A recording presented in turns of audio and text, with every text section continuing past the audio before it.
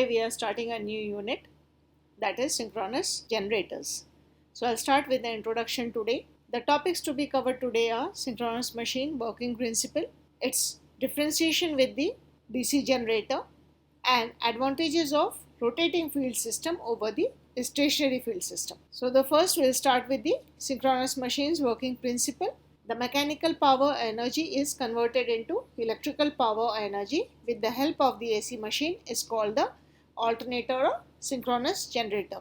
Because it is dealing with the AC, hence the name alternator has been given to it. When the same machine can be used to convert electrical power or energy into mechanical power or energy, then it is known as a synchronous motor. It is a machine which rotates only at synchronous speed under all conditions and can be operated as a generator or motor, and hence it is called as a synchronous machine. If it is rotating as a motor, then the supply frequency is fixed, the number of poles is fixed, so the synchronous speed will be given as 120 F by P. While if it is an alternator, depending on the speed of rotation of the given machine or the alternator, the output frequency will be changing. So to have a fixed frequency output, the machine must be rotated at the synchronous speed only. When a conductor or coil cuts across the magnetic field, an EMF is induced in it by electromagnetic induction. This can be achieved either by rotating a coil in the stationary magnetic field. This can be achieved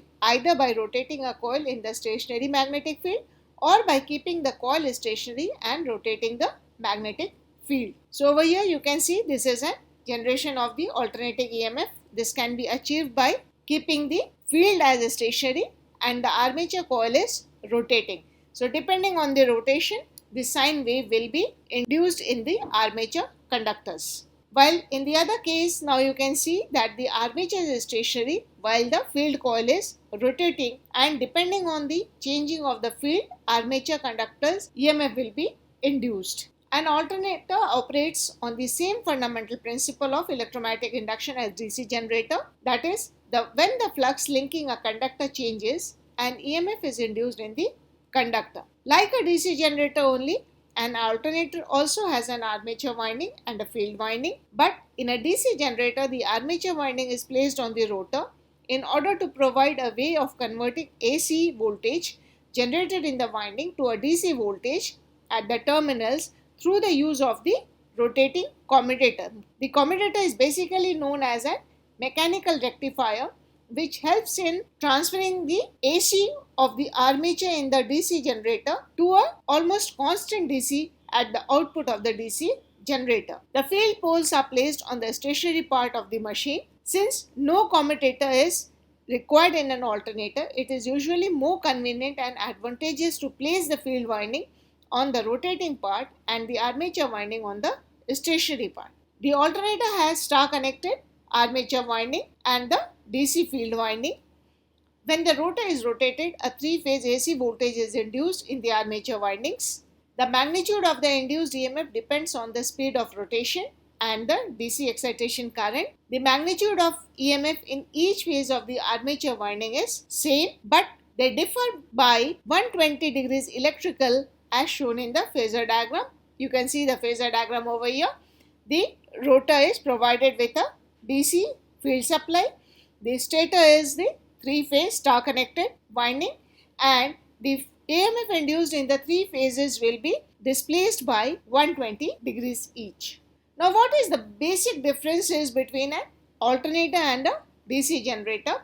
So first, the synchronous generator converts the mechanical energy from prime mover into an AC, while the DC generator converts into the DC supply. The alternator uses the three-phase AC in the armature, while in DC the output is a DC. So basically the waveform in the armature of the DC is an AC waveform.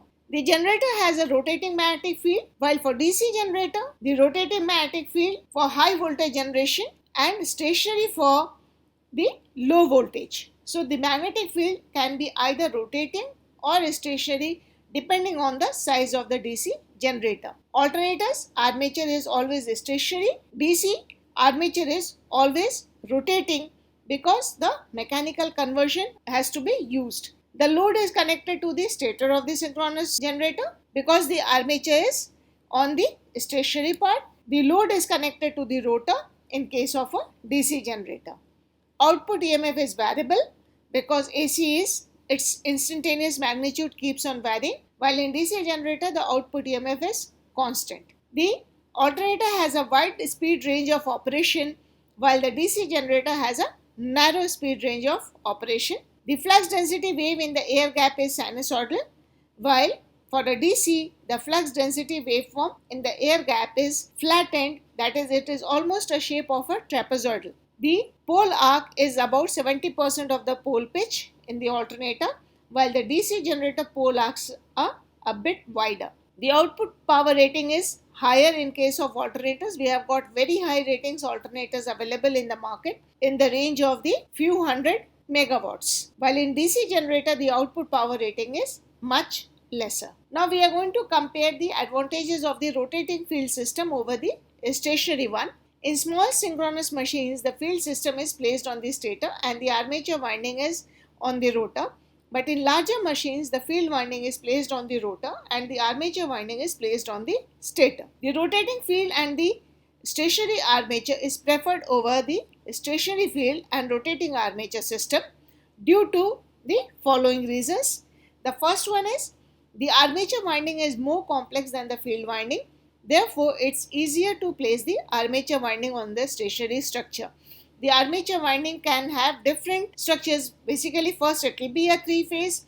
Then we can have a lap or wave, distributed winding. You can have the single coil system. You can have the armature winding is more complex than the field winding. Therefore, it's easier to place the armature winding on the stationary structure.